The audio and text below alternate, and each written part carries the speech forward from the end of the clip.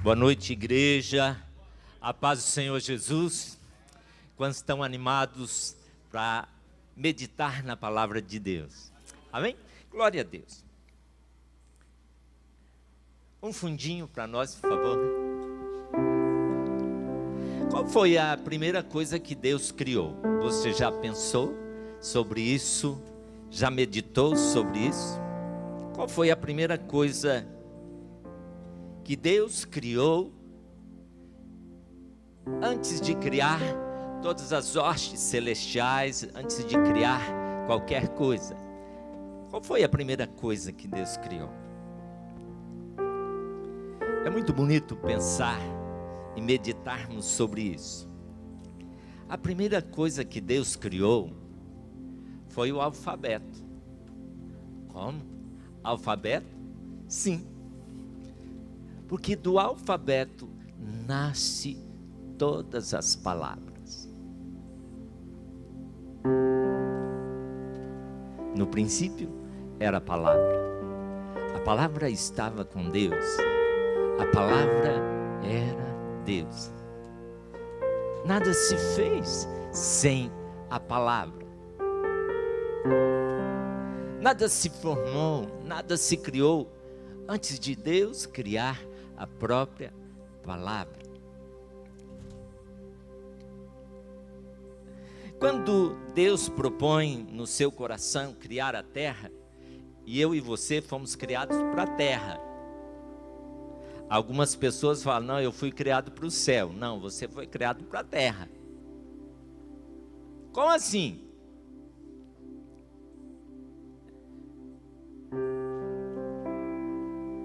Deus, um dia sentado no seu trono, teve um grande desejo. Ele não tinha desejo de riquezas, porque a Bíblia diz, e Apocalipse fala, que a Nova Jerusalém, a sua rua é de ouro, os seus portões são de pérolas, de pedras preciosas. Então Deus não precisava de criar a terra com o propósito de aumentar a sua riqueza. Outra coisa que eu penso, que Deus não tinha necessidade, é de um povo cantando para Ele. Por quê? Porque imagine, irmãos, a Bíblia diz que os anjos adoram a Deus constantemente, todo instante, todo momento. Há no céu hostes celestiais adorando a Deus todo minuto, todo instante.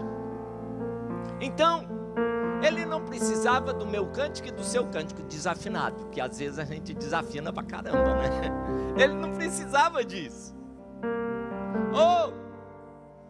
Qual era a vontade de Deus? Qual era o coração de Deus quando Ele cria um homem? Deus acordou naquele dia, Ele falou, eu estou num desejo. Eu estou num desejo hoje. Que Ele olhou para tudo quanto Ele tinha no mundo espiritual, não achou. E Ele falou, eu vou criar um homem e uma mulher. E vou colocar dentro deles o meu desejo.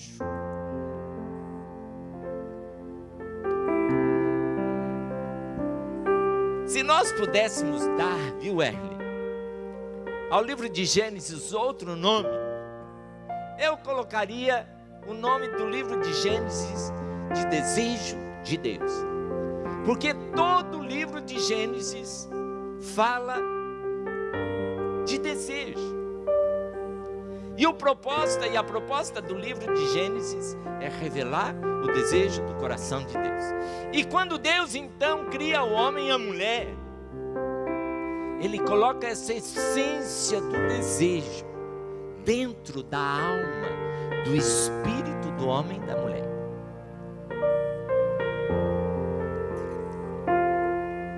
E quando Jesus então foi tentado, As 3 tentações de Jesus fala dos 3 desejos da estrutura da nossa alma. O primeiro desejo, o desejo primário, é a necessidade física da fome, né? Temos fome, desejo de comer. E a palavra de Deus nos conta que houve uma fome tão ferrenha, uma fome tão forte, uma fome tão desesperada em Samaria, que as mães sorteavam os filhos. Hoje nós vamos comer seu filho. Essa semana passávamos comendo o filho de uma, na outra semana era o filho da outra. E teve até uma briga, diz a Bíblia, entre essas mães. Porque a necessidade do ser humano, quando ele está na fome, ele vende a alma. Porque é uma necessidade, a desejo em que Jesus foi tentado, foi o desejo do domínio do outro. Muitos casamentos seriam harmoniosos se nós não quiséssemos dominar o outro, não é verdade? O nosso maior problema no casamento é que a gente quer dominar sobre o outro, quer mandar no outro. As mulheres não precisam dizer amém, né? É verdade. Uma alma disse aí, é verdade. Ok? Por quê? Porque esse é um desejo da nossa alma dominar sobre o outro. E se você vê as nações, porque as nações estão em guerras, porque querem dominar sobre o outro.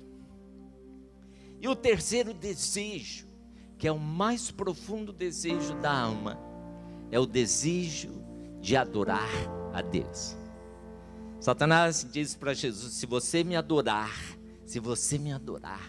e Jesus então responde: a minha alma, a minha essência foi criada para adorar o Senhor. Só ao Senhor adorarei, e só a Ele servirei, e só a Ele eu prestarei culto. Amém? Então, quando Deus cria todas as coisas, Deus estabelece todas as coisas, Ele cria a palavra, e por meio da palavra, então, Ele coloca em nós o seu desejo. E eu e você nos tornamos pessoas falantes. Por quê? Porque a maneira como falamos, nós vamos expressar o nosso desejo. Um neurologista 100 anos atrás descobriu que uma das maneiras das pessoas fazerem conexão da razão com a emoção, da emoção com a razão, é falando. O falar cura. O falar cura. Por que eu estou falando isso?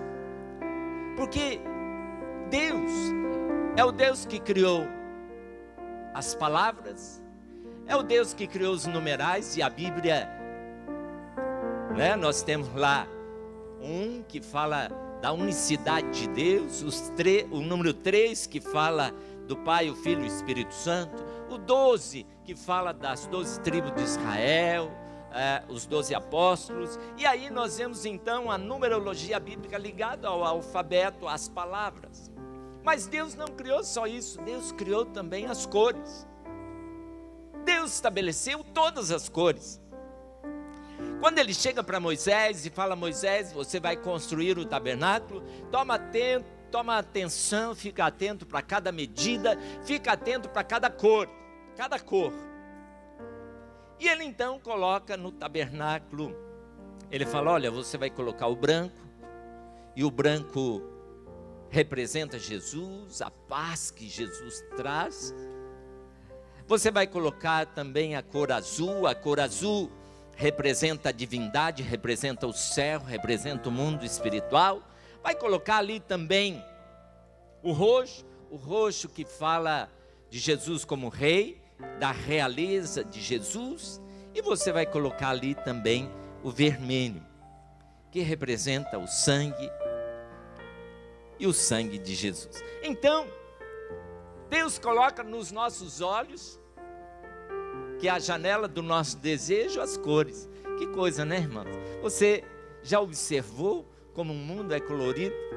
Que privilégio que nós temos de poder ver cores. Em tudo isso, com qual propósito? Numa terça-feira, se você não tem vindo aos cultos de terça-feira, os cultos de terças-feiras têm sido assim sobrenatural.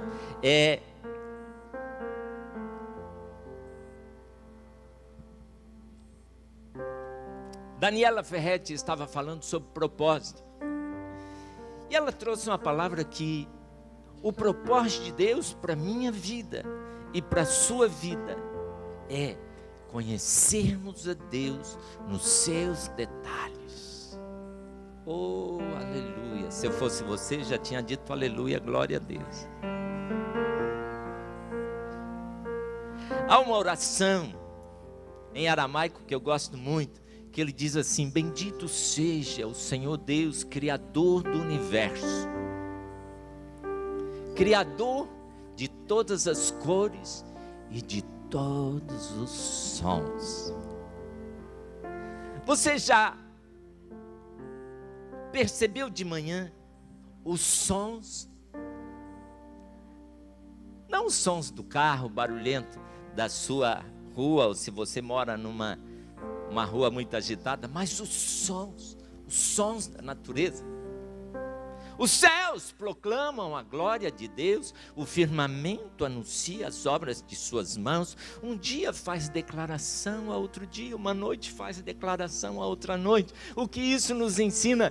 Que Deus se revela a todo instante, todo momento, em cada detalhe.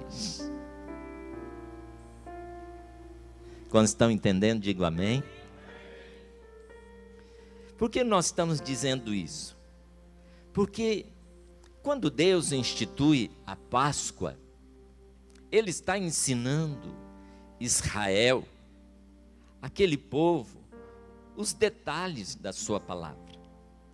Os detalhes da palavra de Deus nos fascina, tem que nos fascinar.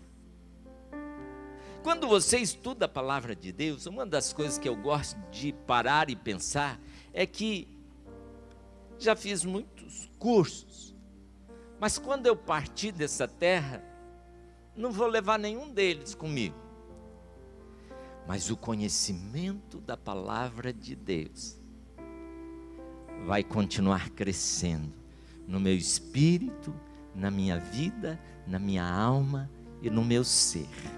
A única coisa que você leva, por isso é importante o Instituto de Vencedor, né? Você vir adquirir esse conhecimento que vai continuar na eternidade. E eu estava falando para você que quando Deus nos criou, Ele nos criou para viver na terra, para viver na terra. Se você não vive bem na terra, você não pode viver bem nos céus. Se você não experimenta Deus na terra, você não está preparado para experimentar Deus na eternidade. Por quê? Porque Deus já tinha todas as coisas espirituais, mas houve um desejo no coração de Deus de criar um mundo natural, e me colocou aqui e colocou você, para trazermos aquilo que é espiritual para o mundo natural. E é isso que o homem perdeu lá no Éden. O homem perdeu essa consciência de que Deus havia criado para que ele levasse a glória de Deus na terra. Tem muita gente orando: oh Deus, me leva para os céus. E Jesus nos ensina uma oração: Pai nosso que estás no céu, venha a nós o teu reino, venha ao reino dos céus para a terra. Por quê? Porque eu e você estamos aqui para carregar e manifestar a presença de um Deus, a glória de um Deus, que foi perdida no Éden. Quando o homem perdeu essa consciência de que ele estava aqui para levar a glória de Deus e pecou, Deus faz a primeira promessa. Olha o que diz Apocalipse 13:8. Vamos lá, para nós entrarmos e entendermos a proposta da Páscoa.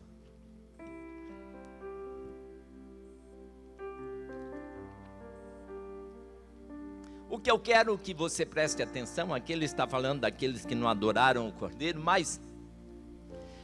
E diz assim: e adoraram-na todos os que habitam sobre a terra, esses cujos nomes não estão, está falando da besta, aqueles que adoraram a besta, mas o que eu quero chamar a sua atenção aqui é isso aqui, ó. Esses cujos nomes não estão escritos no livro da vida do Cordeiro, que foi morto desde a fundação do mundo.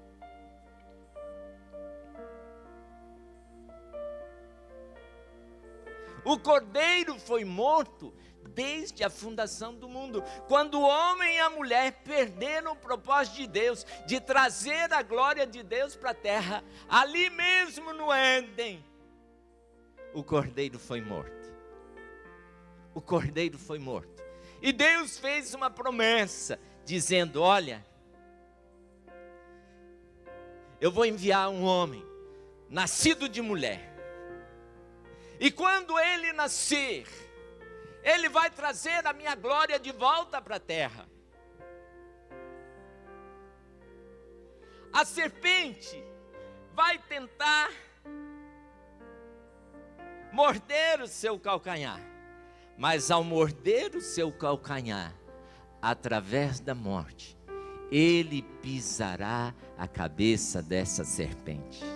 Onde está a morte, a tua vitória? Onde está a morte, o teu aguilhão? O aguilhão da morte é o pecado, mas tragada foi a morte pela vitória.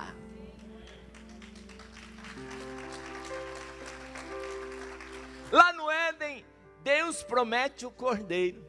E era por isso que todas as vezes que alguém queria uma promessa, eles sacrificavam um cordeiro, dizendo: Deus, traz a sua promessa para a nossa vida. Quando chega aqui em Moisés, em Êxodo capítulo 12, Deus institui a Páscoa. Vamos ler Êxodo capítulo 12, do verso 1 ao 13. Olha que interessante. A primeira proposta da Páscoa, aquilo que Deus estava ensinando a Israel, os detalhes que Deus estava revelando a Israel, era que a Páscoa vinha, o Cordeiro viria para libertar o povo do Egito. Olha o que diz Êxodo capítulo 12, a partir do verso 1. Posso ler? Vocês estão atentos aí? Posso ler, igreja? Vamos lá. E falou o Senhor a Moisés e Arão na terra do Egito, dizendo: este mês vos será o princípio dos meses, este vos será o primeiro mês do ano, mês de Abibe, mês de abril. O ano para Israel começa em abril. Falai a toda a congregação de Israel, dizendo: ao 10 de cada mês, tome cada um para si um cordeiro, sendo segundo as suas a casa dos pais, um cordeiro para cada família. Mas se a família for pequena para o cordeiro, então tome um só com o seu vizinho perto da sua casa, conforme o número das almas, cada um conforme o seu comer fareis a conta, conforme o cordeiro. O cordeiro ou cabrito será sem mácula, um macho de 1 ano, o qual tomareis das ovelhas ou das cabras, e os guardarei até o 14º dia do mês. E todo o ajuntamento da congregação de Israel o sacrificará à tarde, 3 horas da tarde. E tomarão o seu sangue, tomarão do sangue polusão em ambas as ombreiras da porta da verga das portas, nas casas em que comerem. E naquela noite comerão carne assada no fogo, com pães ázimos, com ervas amargosas o comerão. Não comereis dele cru, nem cozido em água, senão assado no fogo, a sua cabeça, seus pés com a sua frissura, e nada deles deixará até amanhã. Mas o que dele ficar até amanhã queimareis no fogo. Assim, pois, comereis os vossos lombos cingidos, os vossos sapatos nos pés, o vosso cajado na mão, e os comereis apressadamente. Esta é a Páscoa do Senhor. Eu passarei pela terra do Egito esta noite, ferirei todo o primogênito na terra do Egito, desde os homens até os animais, e em todos os deuses do Egito farei juízo. Eu sou o Senhor. E aquele sangue vos será por sinal nas casas em que estiverdes. Vendo eu o sangue? Vendo eu o sangue? Darei um salto. Páscoa, salto. Passarei por cima. Ou seja, o cordeiro era o sinal de que Deus estava trazendo juízo sobre a terra, mas aqueles que tinham o sangue do cordeiro seriam poupados. O anjo da morte daria um salto sobre aquela casa, passaria por cima, porque a proposta de Deus era que, ao celebrar a Páscoa, eles estariam decretando a sua libertação. Então, o primeiro ensinamento que a Páscoa traz para nós é que a Páscoa representa a nossa libertação. A sua libertação. Essa era uma festa anual. Era uma festa em que todo ano aquele povo montava uma mesa, né? No mês de abril, montava ali. Era uma festa que foi ordenada por Deus, era obrigatório, porque com a proposta de trazer à memória aquilo que Deus iria fazer, aquilo que Deus faria. Todas as festas proféticas de Israel tinham a proposta de revelar algo que Jesus faria. E Jesus vem então e celebra a Páscoa com seus discípulos. Lucas, capítulo, vamos lá. Antes de entrar aqui na Páscoa, interessante que em toda mesa de Páscoa tinha uma cadeira vazia. Na sinagoga também tinha uma cadeira vazia, que eles celebravam aquela Páscoa. Até na sinagoga eles diziam que era a cadeira do Messias que viria. E há um texto na palavra de Deus, tremendo, maravilhoso, que mostra esse detalhe, que eu gostaria de ler com você. Jesus vai para Nazaré, e em Nazaré ele entra numa igreja, numa sinagoga. E lá em Lucas capítulo 4, verso 17, diz: e foi-lhe dado o livro do profeta Isaías. E quando abriu o livro, achou o lugar em que estava escrito. Olha que tremendo, presta atenção aqui.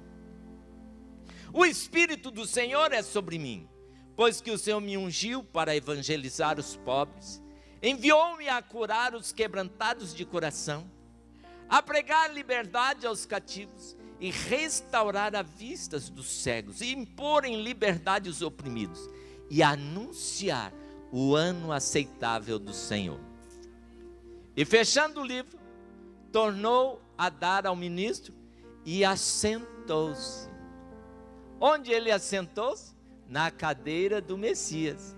E os olhos de todos nas sinagogas estavam fitos nele. Ninguém pode sentar nessa cadeira. Como ele senta na cadeira do Messias? E aí Jesus sentado, ele diz: hoje cumpriu essa palavra. Eu sou o Cordeiro de Deus que tira o pecado do mundo. Jesus passando, João Batista diz: eis o Cordeiro de Deus que tira o pecado do mundo. E esse mesmo Cordeiro, esse mesmo Jesus, se assenta com seus discípulos à mesa.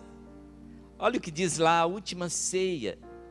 A última ceia, Jesus se assenta com seus discípulos.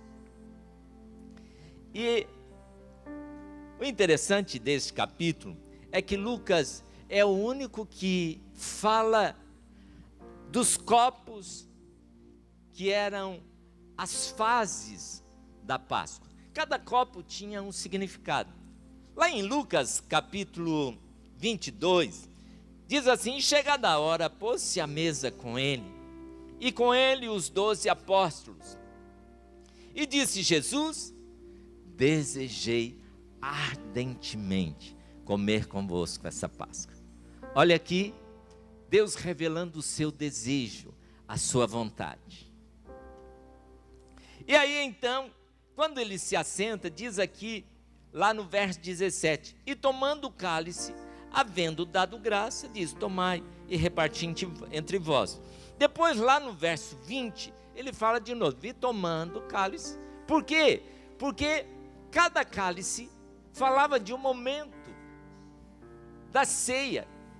O primeiro cálice, o copo Kedush, ou o copo da santificação, aquele copo eles tomavam dizendo: Deus, santifica este momento, visita-nos neste momento, se faz presente neste lugar. O copo da santificação servia para santificar aquele momento. O segundo copo era o copo do ensinamento, em que o anfitrião, o pai de família, ensinava sobre a importância da Páscoa. Quantos comeram chocolate hoje? Que delícia, bom, né? Mas você entendeu? Você compreendeu o sentido da Páscoa? Nós, como igreja, estamos aqui nessa noite trazendo para você a palavra de Deus, para que você compreenda o verdadeiro sentido da Páscoa. E aí então, pai de família ensinava para os seus filhos, para os que estavam ali à mesa, sobre o que era a Páscoa e qual era o sentido da Páscoa. A mesa do Senhor, ela nos ensina algumas coisas importantes. Primeiro, a Páscoa fala da nossa libertação. Mas também, a mesa do Senhor nos ensina que nós temos o nosso lugar à mesa. Coloca lá, por favor, a foto, e eu quero mostrar para vocês aqui como era a mesa de Páscoa na época de Jesus, quando Jesus sentou com os seus discípulos. A mesa, ela era em forma de um U, assim. Este lugar aqui, o primeiro lugar, era o lugar de honra, né? As pessoas que eram convidadas, as pessoas que eram, né, chamadas para aquela ceia, para aquela comunhão, elas eram posicionadas neste primeiro lugar. E o último lugar eram as pessoas que não eram tão importantes. Acontece algo na ceia que nos chama a atenção, e neste capítulo ele mostra isso. Pedro e João, Jesus falou para ele: olha, vão e faz os preparativos da Páscoa. E então vai João e Pedro, né, vão preparar a Páscoa. E quando eles chegam, João sentou-se logo do lado de Jesus, que era o lugar que estava vazio. Do outro lado, põe a foto, por favor, a outra foto. Então, João se assenta aqui nesse primeiro lugar, Jesus atrás, porque a Bíblia diz que ele encostava a cabeça no ombro de Jesus. Judas logo lá do outro lado de Jesus, porque a Bíblia diz que Jesus tomou do seu prato e pôs na boca de Judas. E Pedro, irmãos, ficou lá naquele último lugar, se sentindo humilhado. Poxa, né? Eu que andei com Jesus, vi a transfiguração, agora me assento aqui no último lugar. E ele então faz um sinal para João, né? Quando ele estava se sentindo tão humilhado, né? Porque não foi reconhecido, e nós temos esse problema, né? Eu não sei se você tem, mas quando a gente não é reconhecido, a gente sente-se mal. Ele estava sentindo-se mal, e aí ele cria lá uma situação, pergunta para Jesus quem é o maior. Quem é o maior no reino de Deus? Quem é o maior? Só que aquele que sentava lá no último lugar, ele tinha uma função importante, lavar os pés de todos os discípulos. Só que Pedro ficou quietinho, em silêncio. Aí o que faz Jesus, né? Ele pergunta assim, fala para Jesus quem é o maior. Aí Jesus então levanta, amarra uma toalha na cintura e começa a lavar os pés de cada discípulo. Só que quando chega em Pedro sabendo, né, já se sentindo humilhado, ele fala, o Senhor não vai lavar meu pé não. Jesus fala, se eu não lavar o seu pé, você não tem parte comigo, Pedro. E aí, Pedro então consente. Mas Jesus começa a dar uma lição aqui. Olha, no reino, no mundo, aqueles que são maiores são servidos. No meu reino não será assim. Você quer ser o maior? Aprenda a servir. Você quer ser o maior? Aprenda a servir. Porque no meu reino não é assim. Eu e você, quando nos achegamos para sentar à mesa, o nosso lugar já está garantido. Nosso lugar, o seu lugar já está garantido. Eis que estou à porta e bato. Se alguém ouvir a minha voz, abrir a porta, eu cearei com ele e ele comigo. No reino do meu Pai, né, já está preparado um grande banquete, a grande ceia, o grande, né, naquele dia que vamos sentar à mesa e vamos estar, ó irmão, ó, né? Não era, a gente nem imaginava que seria assim, né?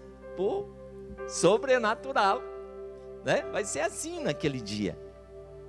Mas o interessante também era que o anfitrião, ao receber uma pessoa, ele tinha que fazer algumas coisas. Primeiro, lavar os pés, ungir a pessoa com óleo, porque a pessoa chegava suada, né, da caminhada, então passava um perfume ali,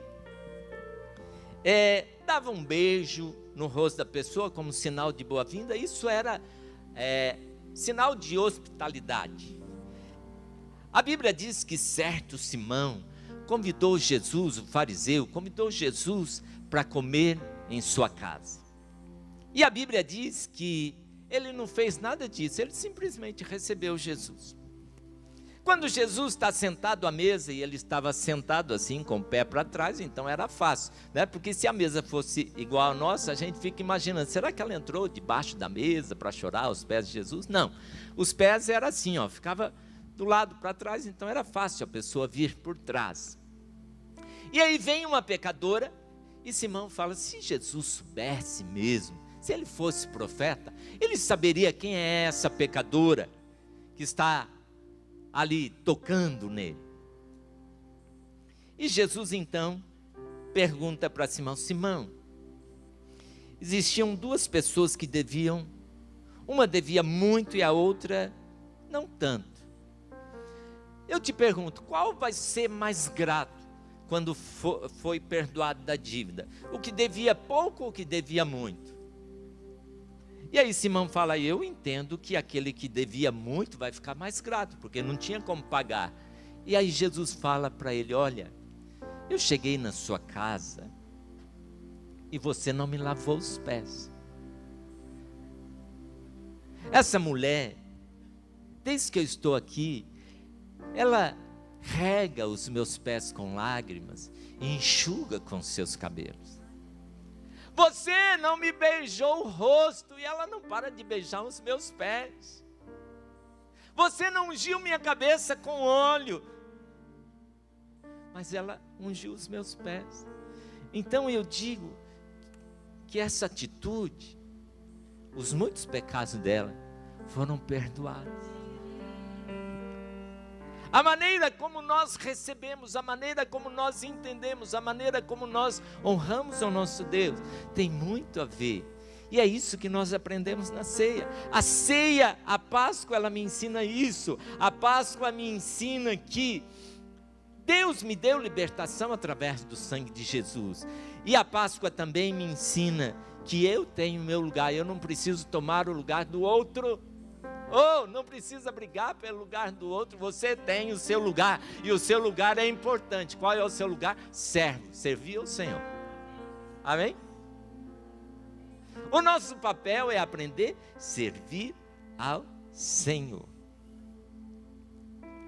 Aleluia. Vamos lá. Paulo, ensinando a igreja, ele ensina a igreja algumas coisas importantes, a igreja de Corinto, sobre a ceia do Senhor. E Jesus então institui a ceia no copo da redenção. Quando chega no terceiro copo, o copo da redenção, Jesus então, ele institui a ceia. 1 Coríntios capítulo 11, nós entendemos aqui, o pessoal do louvor pode subir, por favor. O pessoal que vai, os cooperadores, já pode pegar os elementos na sua mão. Outra coisa que nós aprendemos aqui na ceia do Senhor, olha o que Paulo diz, porque eu recebi do Senhor, que também vos ensinei, que o Senhor Jesus, na noite em que foi traído, tomou o pão, tomou o cálice. Nesse copo da redenção, ele institui a ceia, e diz, e tendo dado graças, partiu e disse, tomai, e comei, isso é meu corpo que é partido por vós, fazei isso em memória de mim. Semelhantemente, depois de cear, tomou o cálice, dizendo, este cálice é um novo testamento no meu sangue, fazei isso todas as vezes que beberdes em memória de mim. Porque todas as vezes que comerdes deste pão e beberdes deste cálice, anunciai a morte do Cordeiro, anunciai a morte do Senhor, até que ele venha. Portanto, qualquer que comer este pão ou beber o cálice do Senhor indignamente, será culpado do corpo e do sangue do Senhor. O que Paulo está dizendo aqui? Ele está dizendo o seguinte, que quando você come algo, toma a ceia do Senhor, sem o entendimento, o que é a ceia do Senhor, isso não traz nada para a sua vida. Mas, ele diz, examine, pois, o homem a si mesmo, examine, poxa, eu vou buscar conhecimento da palavra de Deus, e coma. E aí ele diz o seguinte, porque o que come e bebe indignamente, sem conhecimento, sem entendimento, sem revelação, come e bebe para a sua própria condenação, não discernindo o corpo do Senhor. Por causa disso, há entre vós muitos fracos, muitos doentes e muitos que até morrem. Sem conhecimento, sem entendimento.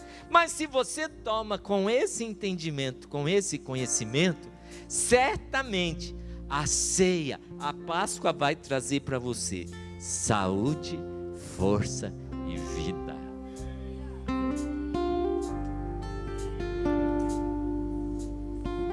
Algumas pessoas que falam assim, não, o batismo não é importante. Eu falo, gente, não é importante como?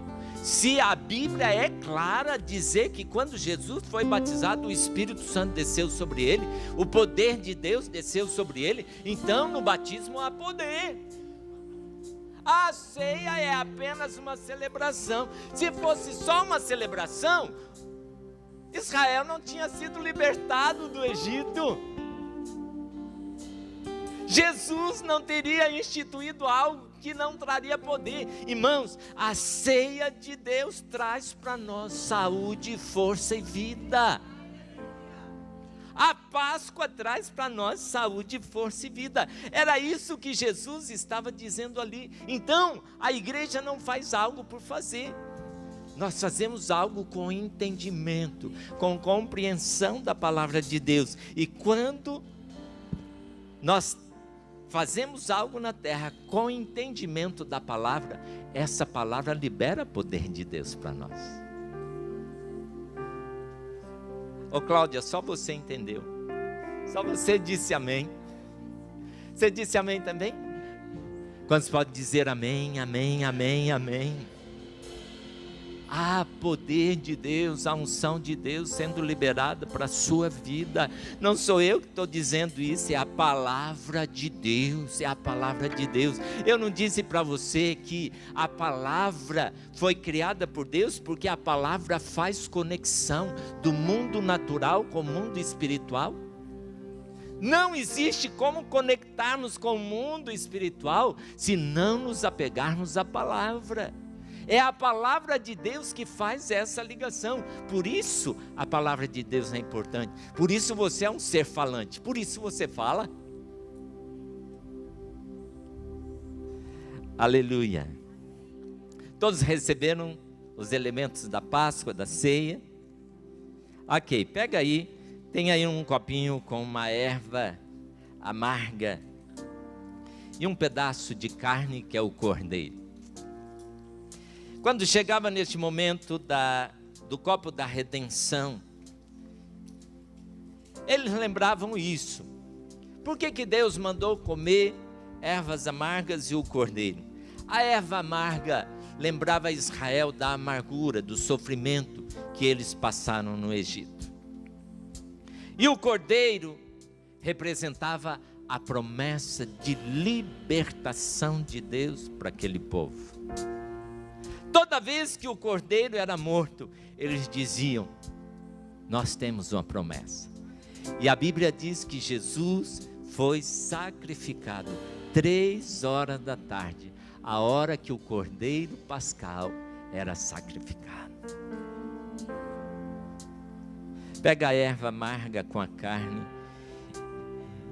e você vai começar a agradecer ao Senhor, falar: obrigado, Senhor, porque o Senhor me livrou da angústia, da amargura, da opressão do pecado. E através da promessa do Cordeiro, hoje eu posso experimentar da Tua palavra, da Tua promessa. E com entendimento, eu como esses elementos. Comamos em nome de Jesus. Aleluia! Cordeiro que foi morto, santo, santo Ele é. Coma com entendimento, agradecendo ao Senhor. Um novo cântico ao que se assenta sobre o trono do céu. Aleluia! Oh, aleluia! Santo, santo, santo, Deus Todo-Poderoso, que era e há de vir. Com a criação eu canto louvores ao Rei dos Reis. És tudo para mim e eu te adorarei. Declare isso, adore o Senhor. Adorarei a Ti.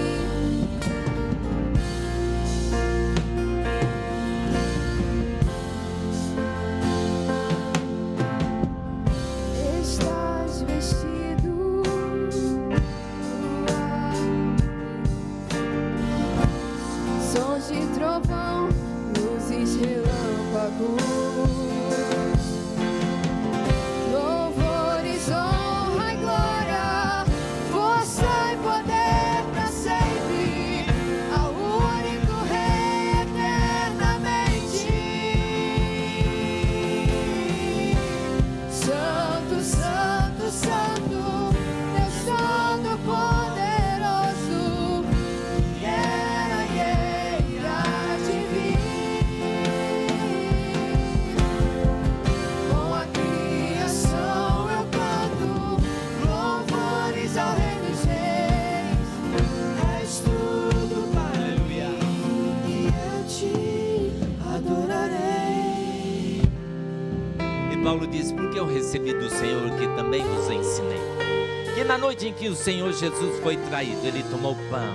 Tome o pão em sua mão e disse: este é meu corpo partido por vós. Eu sou o Cordeiro de Deus que tira o pecado. Eu sou aquele que era, que é e que há de vir sobre sua vida. Comamos o pão em nome de Jesus.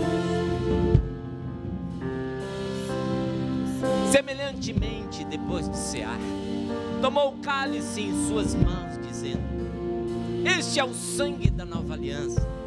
Este é o meu sangue que foi derramado para a remissão dos vossos pecados. Deus hoje faz uma aliança com você. O sangue de Jesus cobre sua vida. O sangue de Jesus cobre sua vida. O sangue de Jesus cobre a sua vida.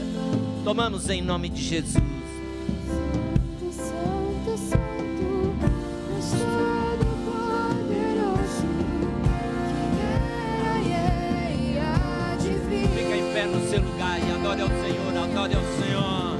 Com a criação eu canto louvores ao Rei dos Reis.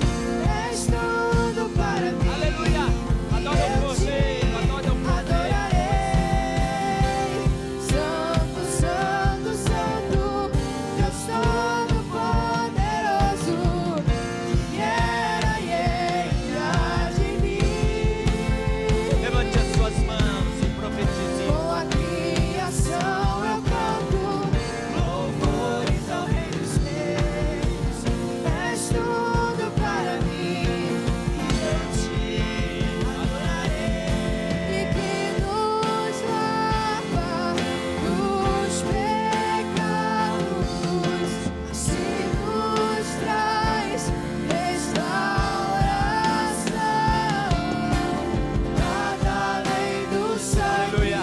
Levante as suas mãos e adore ao Cordeiro. Adore o Senhor por isso.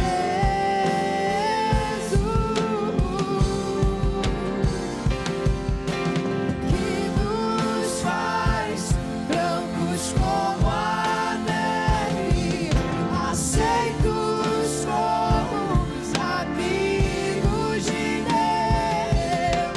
Nada além do sangue, nada além do sangue de Jesus. Aleluia! E aí, o quarto e último cálice fala da nossa esperança. O quarto e último cálice era o cálice que eles declaravam a esperança que eles tinham em Deus. Quantos são livres aqui nessa noite? Quantos são livres? Profetize isso. Eu sou livre. Oh, você é livre, você é livre, você é livre.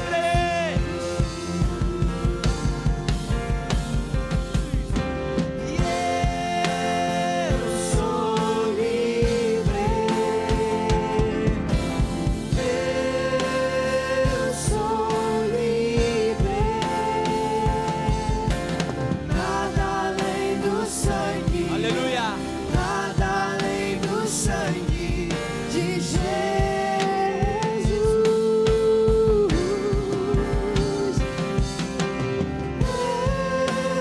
Eu sou livre. Eu sou livre. Nada além do sangue. Nada além do sangue de Jesus. Você está vivo com um só propósito: reconhecer quem Deus é. Eu e você estamos vivos com um só propósito: reconhecermos quem Deus é. E Ele é o Cordeiro de Deus que tira o pecado. Ele é o Cordeiro que pode tirar o seu pecado. Põe a mão em seu coração, diga comigo: eu reconheço isso, Senhor. Obrigado porque o Senhor me dá essa oportunidade de vida, de reconhecer que Tu és o Cordeiro de Deus que apaga os meus pecados, para que eu possa viver uma vida, para que eu possa viver esta vida por completo, por inteiro, pleno da Tua glória, pleno do Teu Espírito. Com a sua mão no seu coração, fala: Senhor, eu te entrego a minha vida com esse entendimento. Eu quero usar da minha vida cada dia, cada fôlego, cada manhã, cada instante, onde eu estiver, no meu trabalho, nos meus estudos, na minha casa, na minha família, no meu casamento. Eu quero experimentar a tua presença. Eu quero viver por inteiro o que o Senhor tem para mim. Você que fez essa oração e quer confirmar esta oração, dizendo: eu quero entregar minha vida, eu entendi o que é Páscoa, eu entendi que eu fui criado para servir e glorificar a Deus. Faz um sinal com a sua mão, você que quer isso na sua vida. Alguém que deseja entregar sua vida para Jesus, faz assim a sua mão, fala: eu quero viver isso a partir de hoje. Fala com Deus. Levante as suas mãos para os céus e profetize mais uma vez: eu sou livre, eu sou livre. Nada além do sangue, nada além do sangue de Jesus.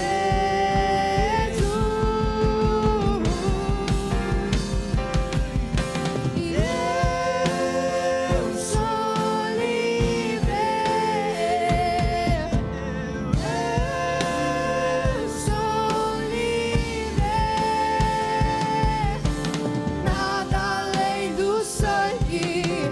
Nada além do sangue de Jesus. Amém. Levante as suas mãos. Que o Senhor te abençoe e te guarde. Que o Senhor faça resplandecer o seu rosto sobre ti.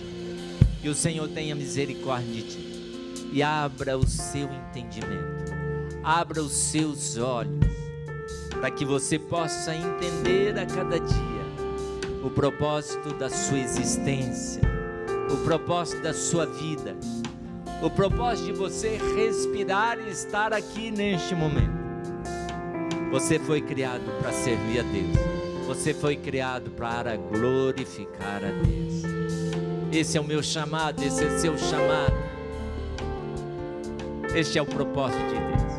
E que Deus possa te dar uma semana de paz, paz no seu coração, paz com Deus, paz de Deus e paz com os homens. E que essa semana você possa sentir que a sua vida foi coberta, lavada pelo sangue do Cordeiro. E que você venha ter uma semana sobrenatural. Como é que vai ser a sua semana? Diga para o seu irmão: feliz Páscoa, meu irmão. O sangue do Cordeiro está sobre sua vida. Feliz Páscoa, Deus te abençoe e tenha uma semana sobrenatural, em nome de Jesus.